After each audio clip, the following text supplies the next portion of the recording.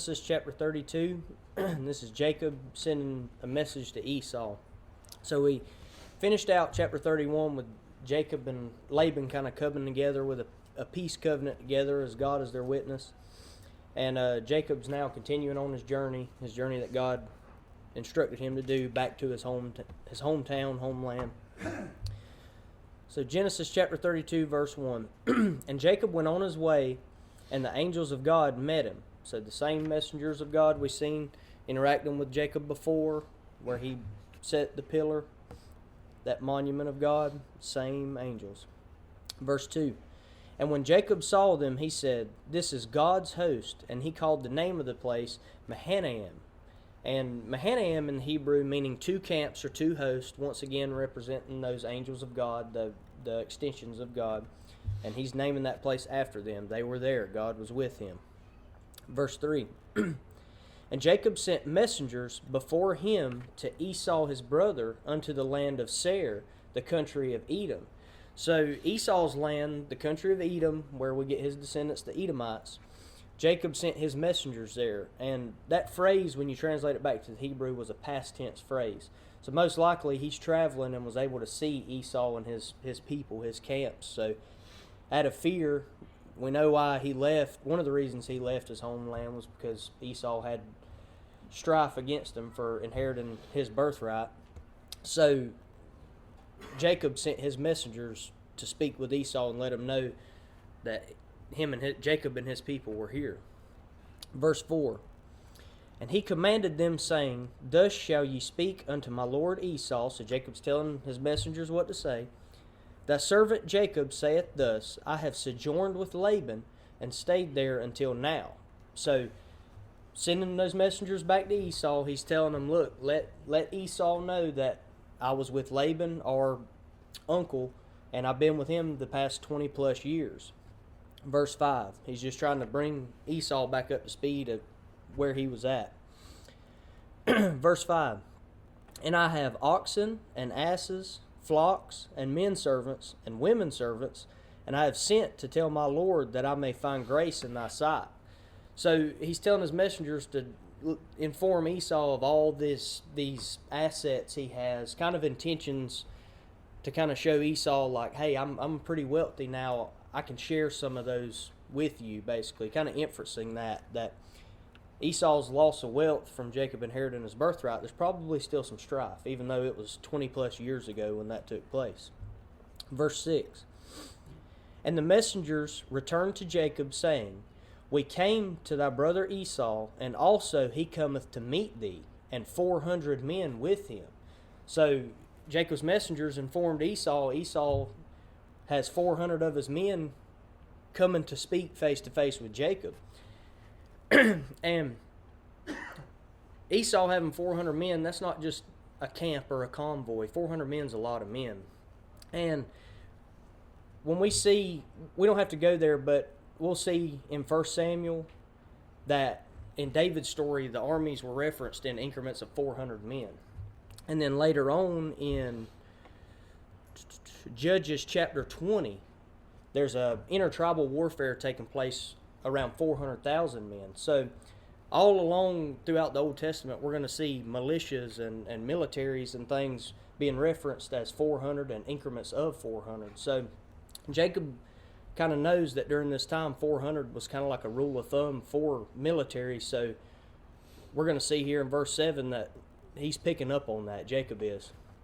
So verse 7.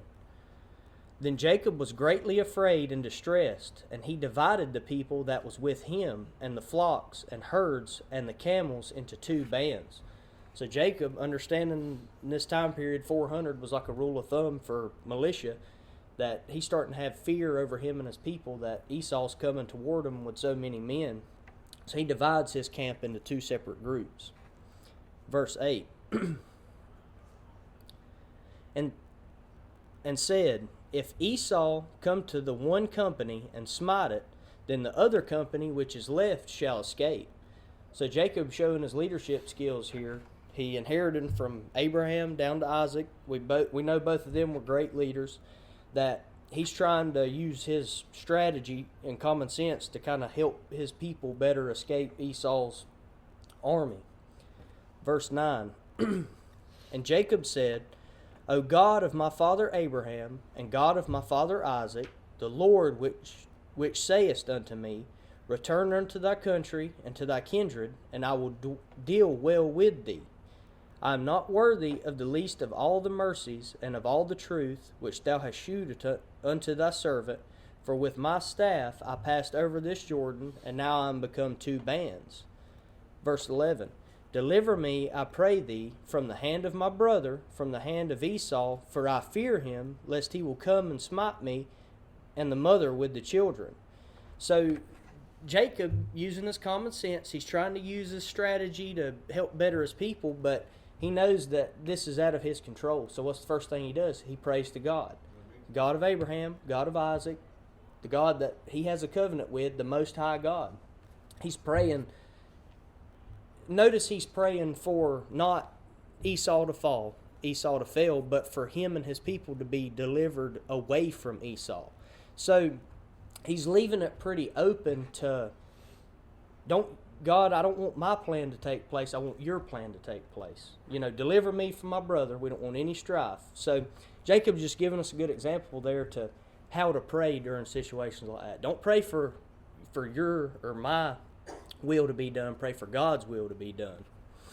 Verse 12. And thou sayest, I will surely do thee good, and make thy seed as the sand of the sea, which cannot be numbered for multitude. So Jacob's reminding God, we're going to see he's kind of checking God here of, remember that covenant you promised me? If Esau takes me and my people out, my seed will not be numbered as the sands of the sea. And don't ever put God into check. We're going to see what takes place here. Verse 13. And he lodged there that same night, and took of that which came to his hand a present for Esau his brother. So Jacob spoke with God, prayed for his protection, but also they settled there for the night, and him and his people were gathering up a peace offering to kind of give to Esau to help ease the mood. Verse 14. This is what that peace offering was made up of. 200 she-goats and 20 he-goats, 200 ewes and 20 rams, 30 milk camels with their colts, 40 kine and 10 bulls, 20 she-asses and 10 foals. So this is a pretty big peace offering, enough for well over 400 men. So Jacob was very wealthy, had a lot of assets. He's trying to really bring peace to Esau. Verse 16. And he delivered them unto the hand of his servants, those same messengers, drove by themselves, and said unto his servants, Pass over before me, and put a space betwixt drove and drove. So that word drove there is eder, or flock or herd. So he's saying, let's keep them separate in their own flocks, their own herds, and let's just send them one after another. So Jacob showing his common sense and leadership strategy here. So instead of, hey, here's a peace offering, it's, hey, Esau, here's a peace offering, here's a peace offering, here's a peace offering. He's trying to kind of overwhelm Esau with that generosity. So he prayed to God, he's helping his people, but he keeps pushing and trying to take over the situation in his own hands. He's not letting God's divine intervention take place. Verse 17. And he commanded the foremost, saying, When Esau my brother meeteth thee, and asketh thee, saying, Whose art thou, and whither goest thou, and whose are these before thee? Verse 18.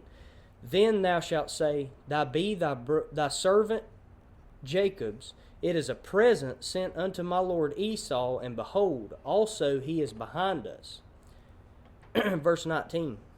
And so commanded he the second and the third, and all that followed the drove, saying, On this manner shall ye speak unto Esau when ye find him.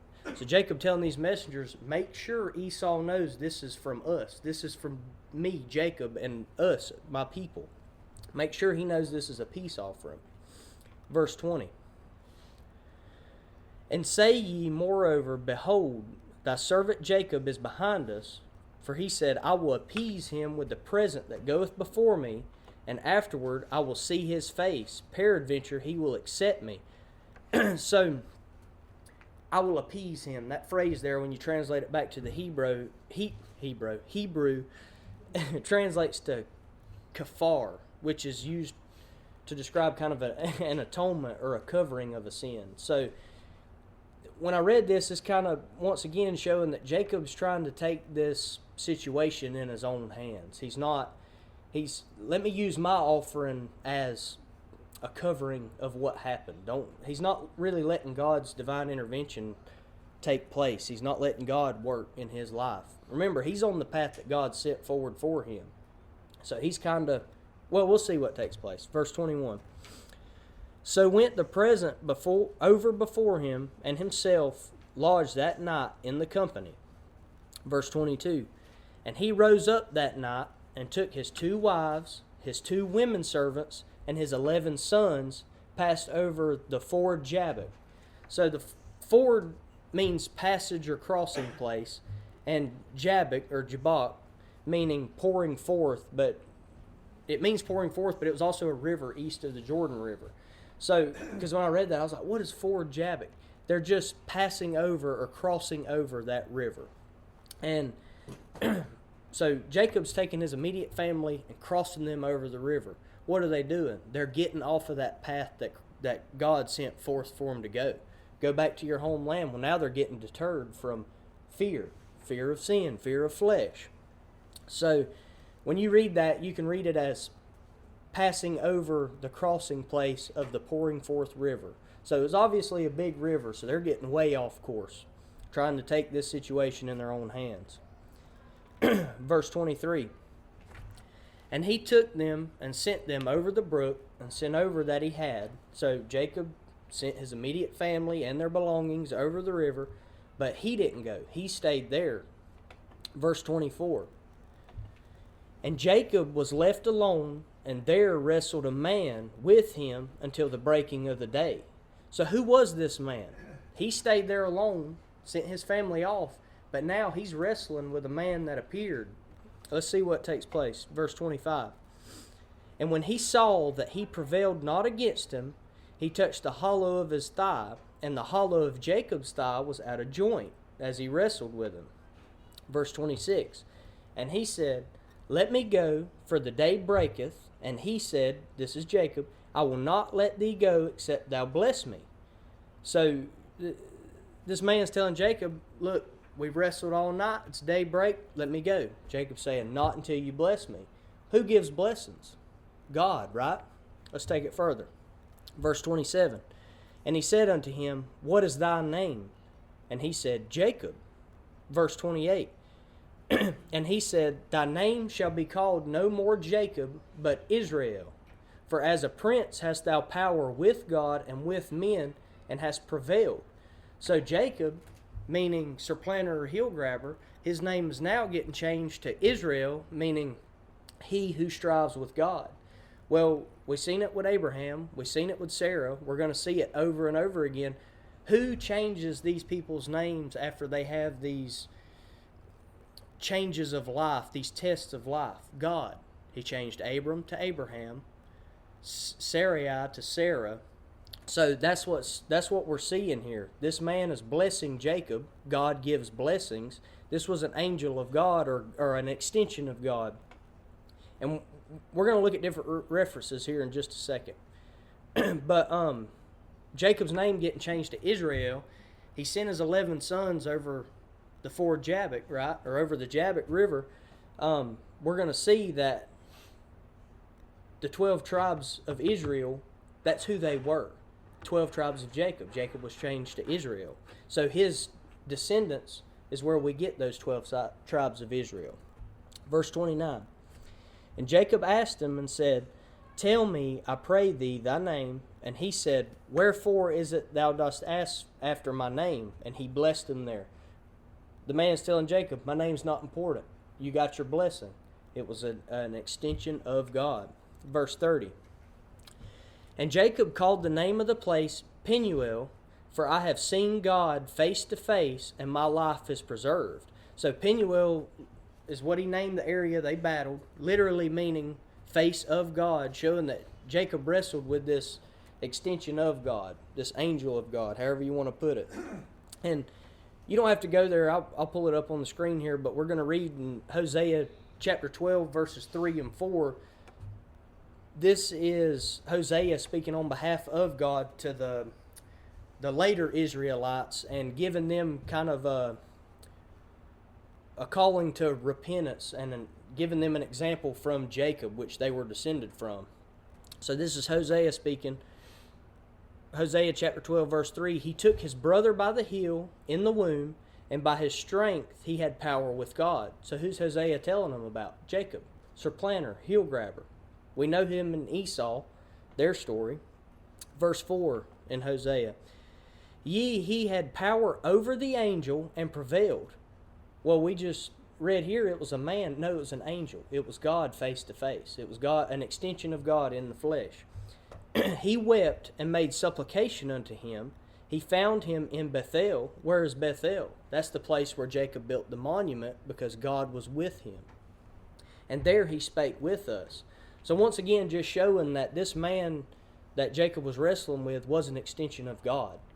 He was almost trying to put God in check of, remember our covenant?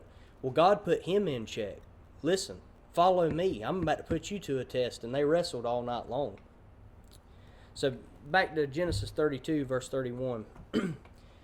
And as he passed over Penuel, the sun rose upon him, and he halted upon his thigh. So his thigh was messed up. They wrestled all night. But this is just showing his strength under God. He persevered through it. God gave him a test, a physical and mental test, and he was persevering through it. He has power with God. Verse 32. Therefore the children of Israel eat not of the sinew which shrank, which is upon the hollow of the thigh unto this day, because he touched the hollow of Jacob's thigh in the sinew that shrank. So, a lot of people read this as his hip, or something along those lines, but basically a lot of people represent this as the sciatic nerve, the tendon that runs down the thigh. And Jewish tradition still kind of refrain from this, but eating of that part of the animal, or because it's used as a representation basically of what Jacob went through. So it's almost like, to some religions, a holy thing. Don't eat it. It's a representation. But there's no real sin of eating of thigh meat or whatever. But like I said, a lot of religions and stuff stray away from it. But all it is here is representing what Jacob went through with God. So we see Jacob, he's kind of straying off God's path, kind of getting away from what God has him to do out of fear of man, right? Well, how can we apply that to our lives? What does Jacob go through? God puts him in check. He wrestles with an